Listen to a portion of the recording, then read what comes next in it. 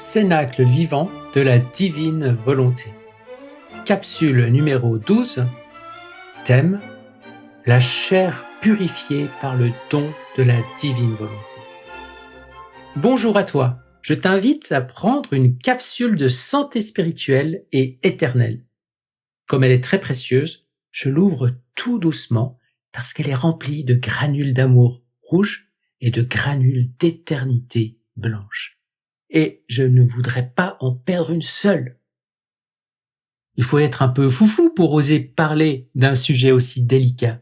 Peux-tu t'imaginer les difficultés qu'il peut y avoir à parler de la purification de la chair dans un monde où tout est permis et où le mal a pris la forme du bien et que le bien a pris la forme du mal?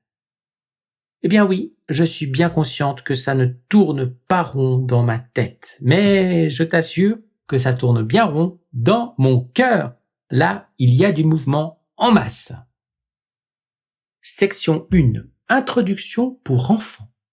Note, cette première partie pourrait servir à faire connaître la divine volonté aux jeunes. Pour te faire comprendre ce qui est compliqué, je dois ouvrir mon cœur d'enfant. Et j'aimerais que tu fasses la même chose. Ensemble, comme de petits enfants de la divine volonté, nous allons faire un petit bout de chemin qui va nous amener à la vraie vie, celle de l'intimité divine et les prodiges qui en découlent. Peux-tu me suivre? Oui, allons-y. Un jour, Dieu cherchait quelque chose de facile à proposer à ses enfants pour cheminer spirituellement. Il s'est dit en lui-même, je leur ai donné les commandements, puis ils ont de la misère à observer ma loi. J'ai envoyé les prophètes, et la plupart d'entre eux ont été tués. Qu'est-ce que je pourrais leur proposer de plus? Il faut que cela soit facile. Un bon matin, il s'est levé et il s'est dit « Ça y est, j'ai trouvé !» Il est monté sur une montagne, il y avait une foule devant lui, et il leur a dit « Asseyez-vous par terre, je vais vous dire la méthode la plus simple pour cheminer spirituellement. » Et il leur a dit ceci « Vous donc, soyez parfaits comme votre Père céleste est parfait. » Waouh, c'est facile ça? C'est la parole la plus audacieuse que Jésus a pu dire concernant la sainteté. Imaginez-vous donc que Jésus rêvait d'une sainteté égale à la sienne. Comment un être aussi imparfait que l'être humain peut-il devenir parfait?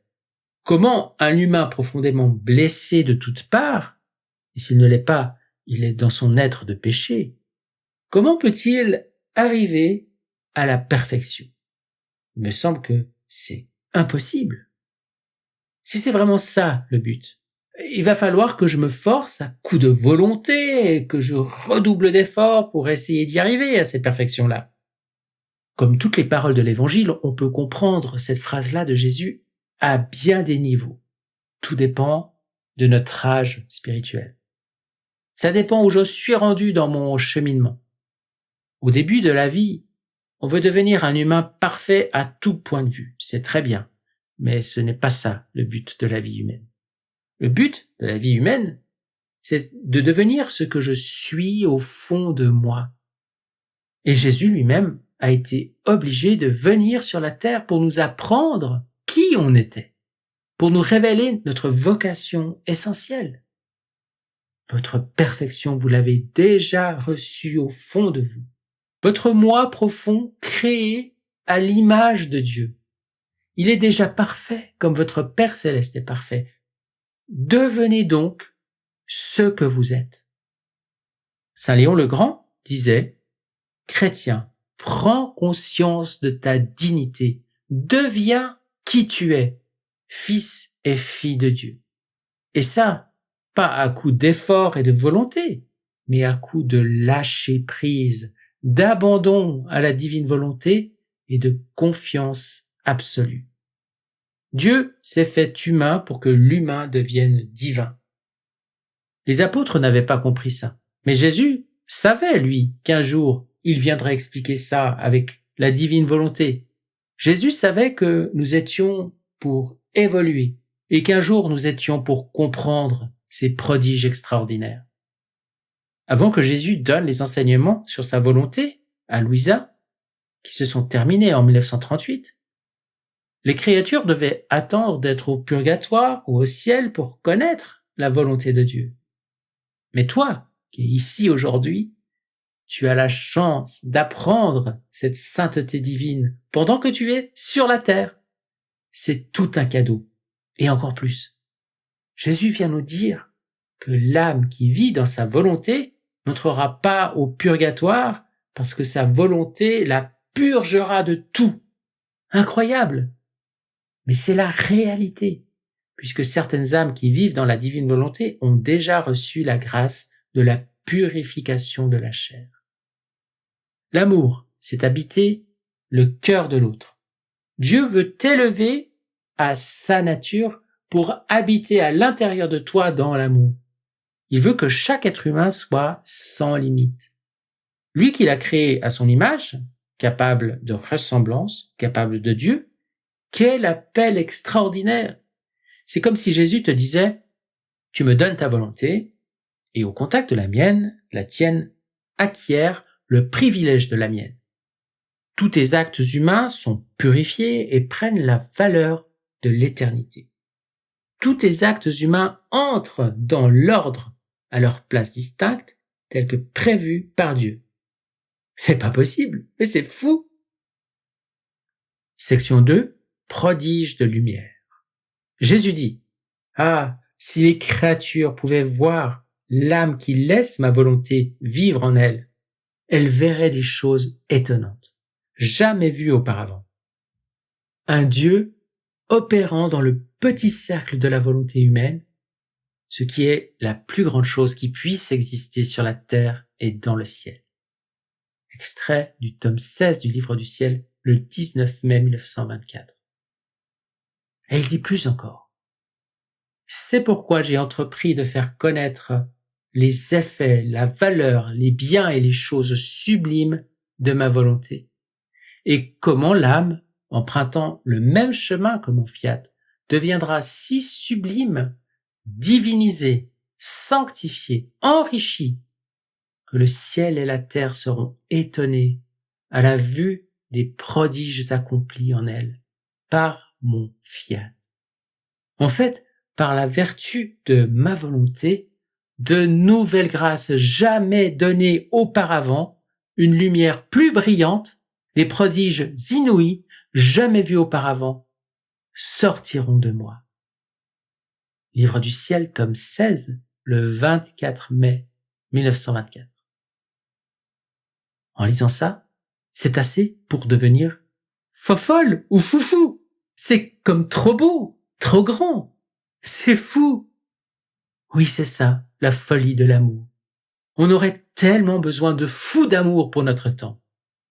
Seigneur, je t'en prie, envoie-nous des fous de toi qui s'engagent à fond, qui oublient le passé et leurs vieilles habitudes et entrent dans le mode éternel de la divine volonté. Des fous qui aiment autrement qu'en parole, des fous qui se donnent pour de vrai et jusqu'au bout. Il nous faut des fous, des déraisonnables, des passionnés. Il nous faut des fous du présent, des fous épris de vie simple, des amoureux de la paix.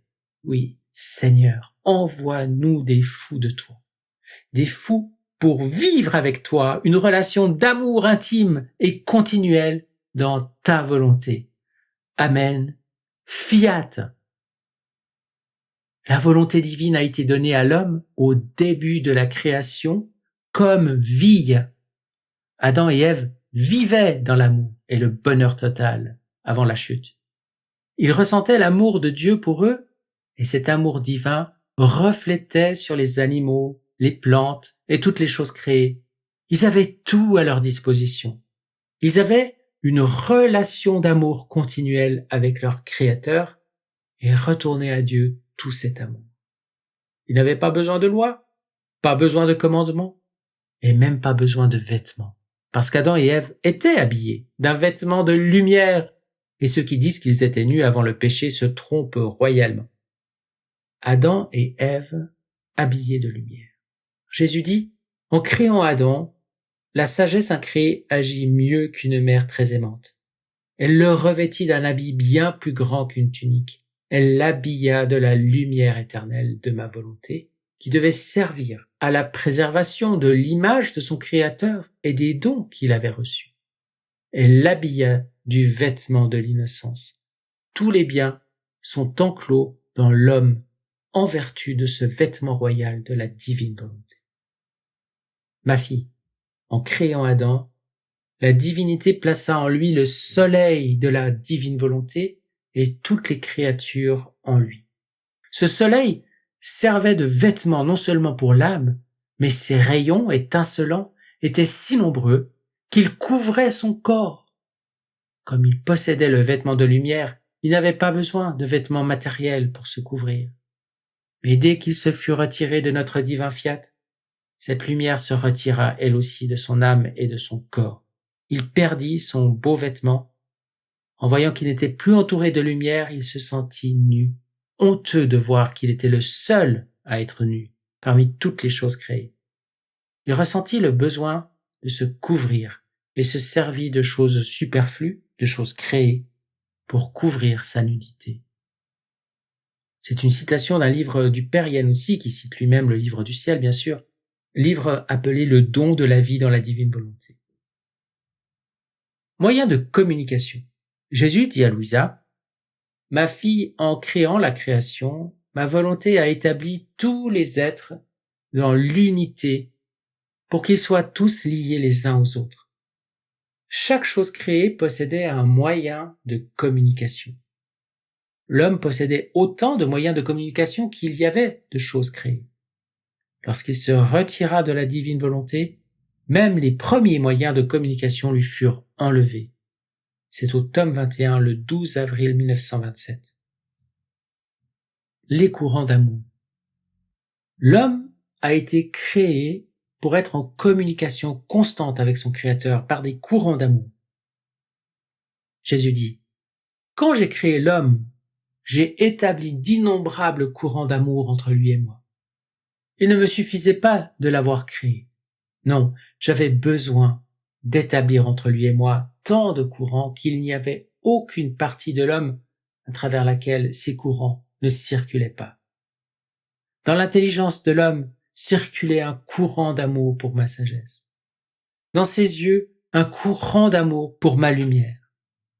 Dans sa bouche, un courant d'amour pour mes paroles. Dans ses mains, un courant d'amour pour mes œuvres.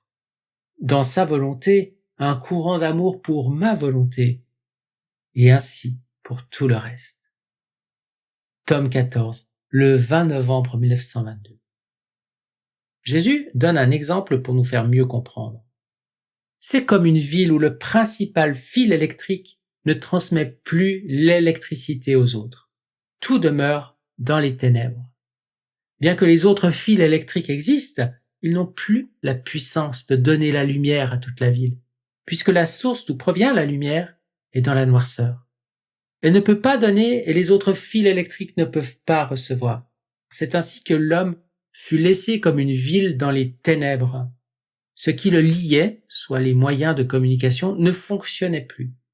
La source de la lumière s'était retirée de lui parce que lui-même avait coupé les communications. Chaque lumière dans sa ville était éteinte et il était enveloppé dans les ténèbres de sa propre volonté.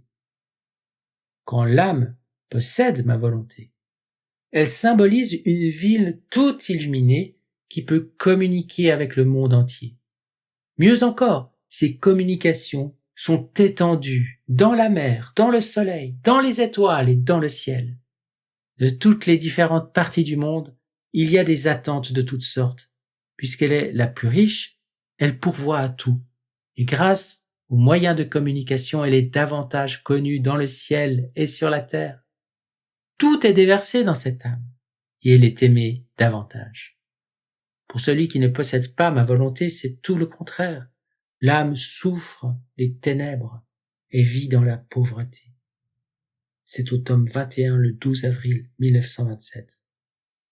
C'est en se rapprochant de Dieu, c'est en se rapprochant de la pure lumière qu'on prendra conscience du caractère scandaleux du mal.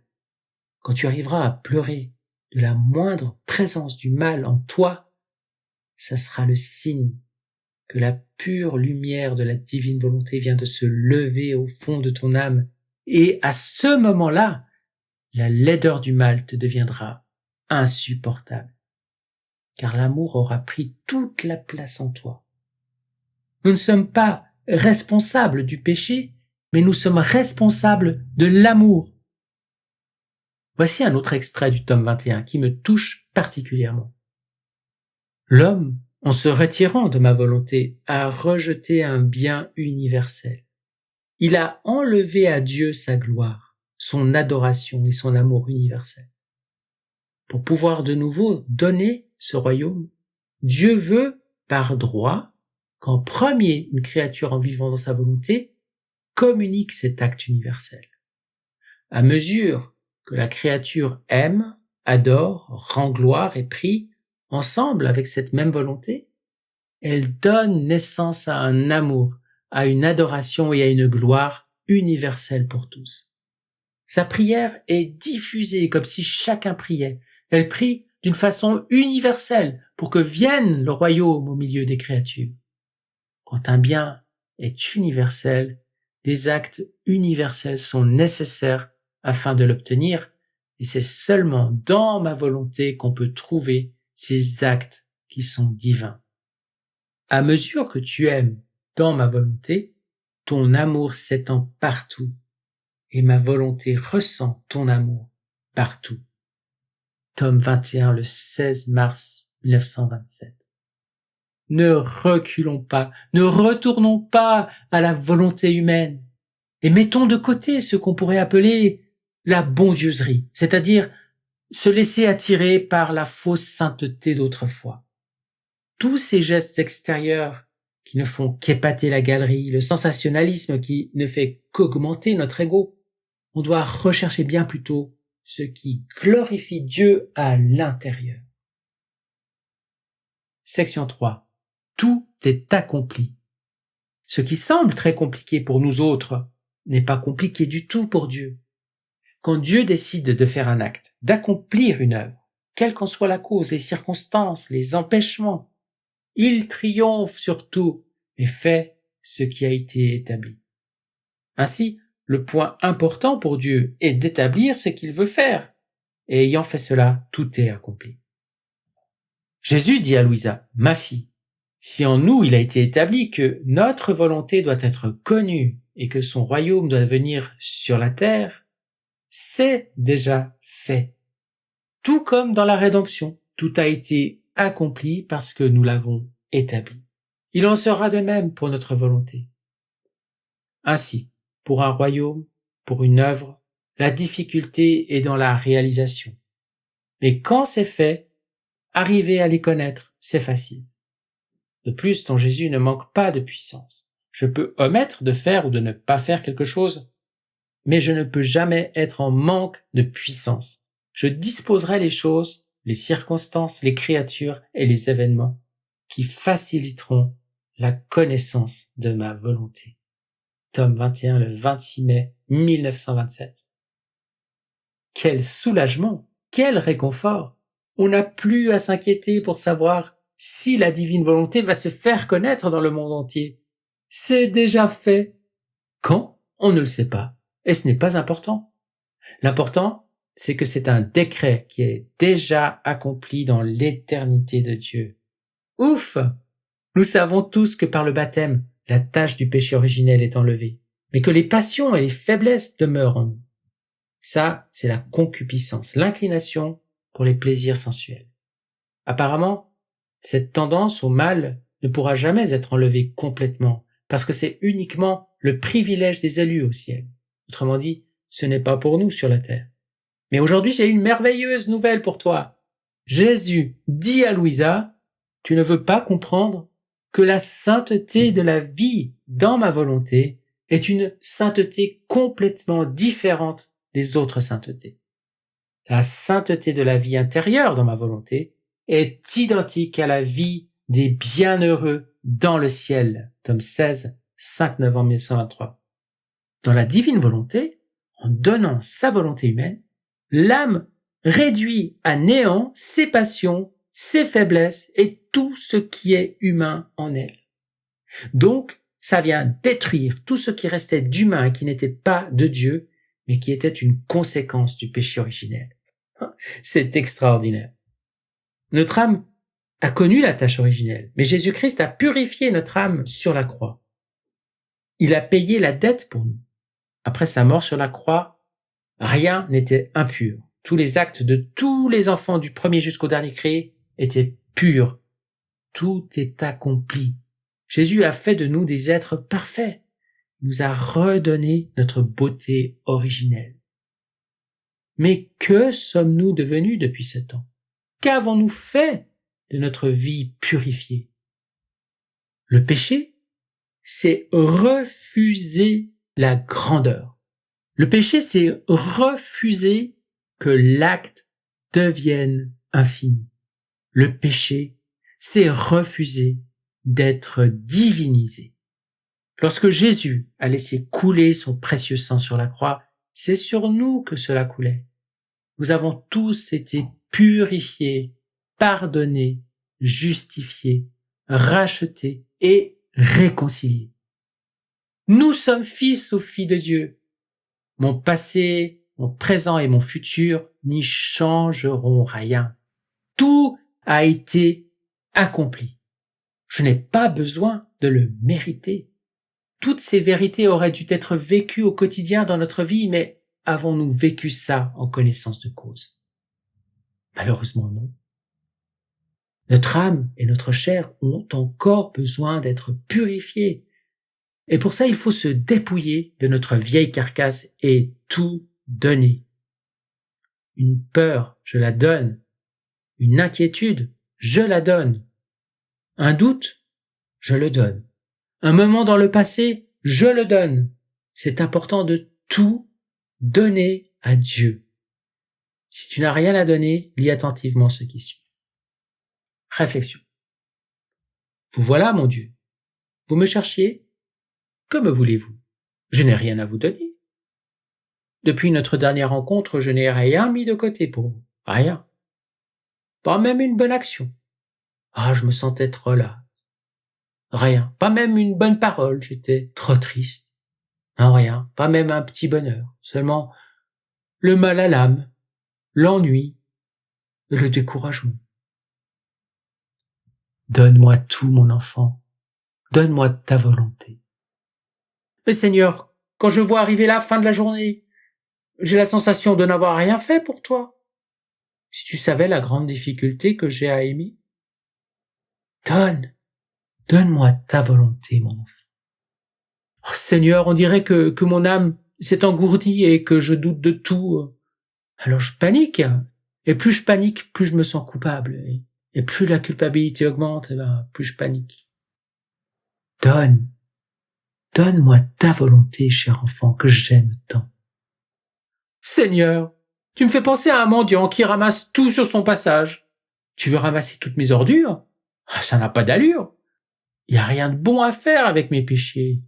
Voyons donc, Seigneur, tu dois te tromper. Peux-tu bien me dire ce que tu veux faire avec tous ces déchets? Le royaume des cieux, mon enfant. Le royaume des cieux. Est-ce qu'il y a quelque chose que Dieu a oublié de te donner? Est-ce que tu vas lui faire l'affront de lui dire « Tu as oublié de me donner ceci ou cela ?» Non, on n'est même pas au courant de ce qu'il nous a donné et on n'a même pas conscience de ce qui nous habite au fond. Qu'as-tu que tu n'aies pas reçu? Même ta capacité d'abandon et de confiance, c'est Dieu qui l'a mise en toi. Est-ce qu'il y a quelque chose que tu as qui ne vient pas de Dieu? Lorsque je donne ma vie à Jésus, je reçois tout ce qu'il a accompli pour moi. Voici un extrait que j'ai trouvé dans le tome 5. Ce petit volume n'a seulement que 25 pages en écriture et il est volumineux en nourriture spirituelle. Ma fille, quand tu réfléchis sur la bénédiction que j'ai accordée à ma mère, réfléchis aussi au fait que j'ai béni chaque créature. Tout a été béni. Leurs pensées, leurs paroles, leurs battements de cœur, leurs pas et leurs actions faites pour moi. Absolument tout a été marqué de ma bénédiction. Tout le bien que peut faire la créature a déjà été accompli par mon humanité, et ainsi tout a été divinisé par moi. Ma vie se continue vraiment sur la terre dans les âmes qui vivent dans ma grâce. Les créatures ne peuvent embrasser tout ce que j'ai fait, leur capacité étant limitée. Ainsi, dans telle âme, je continue ma réparation. Dans telle autre, ma louange. Dans telle autre, mes actions de grâce. Dans telle autre, mon zèle pour la sainteté des âmes. Dans telle autre, mes souffrances, et ainsi de suite. Suivant la qualité avec laquelle les âmes sont unies à moi, je développe ma vie en elles. Imagine quel chagrin me causent les créatures qui, pendant que je veux agir en elles, ne font pas attention à moi.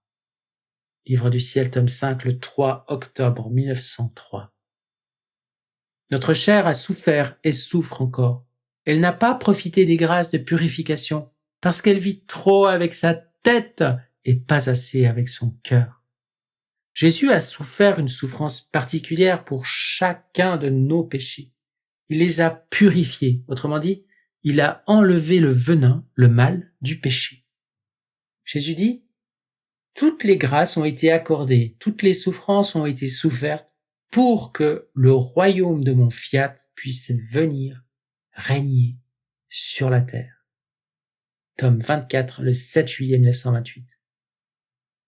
Regardons ensemble ce que Jésus, qui est dans un éternel présent, souffre pour purifier notre chair. Jésus souffre et répare pour les plaisirs grossiers. C'est dans les heures de la passion, la flagellation, de 8h à 9h. Louise a écrit « Mon Jésus, les soldats te dépouillent de tes vêtements pour que le supplice de ton corps infiniment saint soit plus cruel. Je me sens m'évanouir par la souffrance de te voir presque nu. Tu trembles de la tête aux pieds, et ton visage infiniment saint rougit par pudeur. Ta confusion et ton épuisement sont tels que, ne tenant plus debout, les soldats prennent les cordes et te lient les bras si serrés qu'ils se gonflent immédiatement et que de la pointe de tes doigts, le sang coule. Mon Jésus, te voilà dévêtu. Quelle effronterie! Et plein d'amour, tu me dis, par l'éclat de ton regard. Tais-toi, mon enfant. Il était nécessaire que je sois dépouillé, afin de réparer pour beaucoup qui se dépouillent de toute pudeur, candeur et innocence, qui se dépouillent du bien et de ma grâce, et se revêtent des souillures comme des bêtes. Par la rougeur de ma figure, je répare les malhonnêtetés, les mollesses et les plaisirs grossiers. Par conséquent, prie et répare avec moi.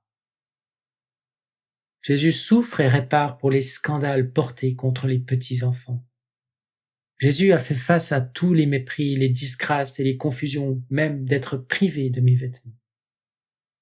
Il dit, c'est au livre du ciel, tome 1, « Je suis apparu nu devant une très grande foule. » Peux-tu imaginer une plus grande confusion que celle-là?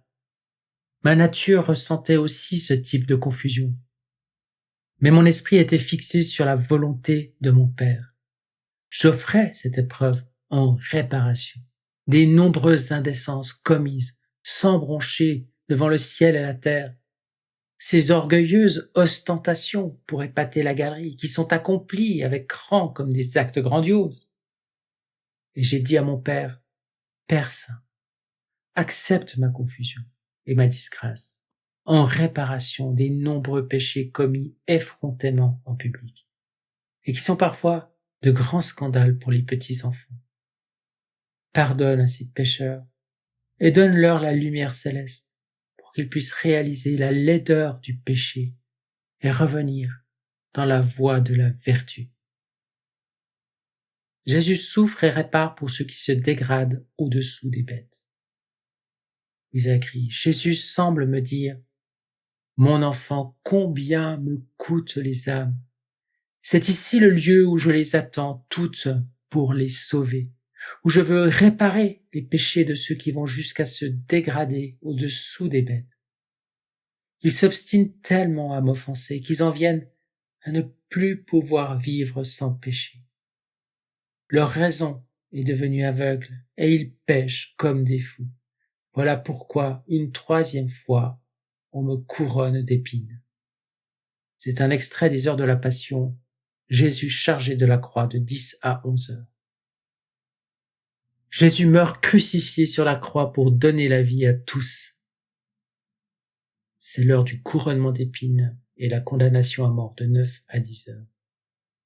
Louisa écrit, « Comme d'une seule voix j'entends le cri de tous, crucifie-le, crucifie-le » Dans ces voix, tu perçois la voix de ton cher Père qui dit « Mon fils, je te veux mort et mort crucifié. » Tu entends ta maman qui dit « Fils, je te veux mort. » Louisa dit « Moi aussi je me sens contrainte par une force suprême à crier « Crucifie-le » Oh mon Jésus, tu sembles dire « Ou bien c'est ma mort, ou bien c'est la mort de toutes les créatures. » En ce moment, deux courants se déversent dans mon cœur. D'une part, celui des âmes qui désirent ma mort pour trouver en moi la vie. Si j'accepte la mort à leur place, elles seront libérées de la condamnation éternelle et les portes du ciel s'ouvriront à elles. D'autre part, il y a le courant des âmes qui me veulent mort par haine de moi et pour leur propre condamnation. Mon cœur en est lacéré et ressent la mort de chacune, et même les peines de l'enfer où elles se dirigent. Section 4. La grâce de purification de la chair. Si le corps est le temple de l'esprit, il a une vocation d'éternité. Il est donc digne d'un infini respect. Le corps n'est plus alors un objet, mais personne divine. Les grâces de purification de la chair reçues par Louisa. Jésus dit, « Ma fille, dans ma divine volonté, il ne peut y avoir de méchanceté. Ma divine volonté a la puissance de purifier et de détruire tous les maux. Sa lumière purifie. Son feu détruit jusqu'à la racine du mal. » Tome 23, le 28 septembre 1927. Il dit encore à Louisa, « Je veux polir ta nature et ton âme jusqu'à cet état originel. Graduellement, au fur et à mesure que je t'accorde mes grâces, j'enlève de toi les semences, les tendances et les passions d'une nature rebelle. Tout cela sans limiter ton libre arbitre. Vivre dans ma volonté est précisément vivre un parfait bonheur sur la terre, puis vivre dans un bonheur encore plus grand dans le ciel. » Tome 14, le 11 novembre 1922.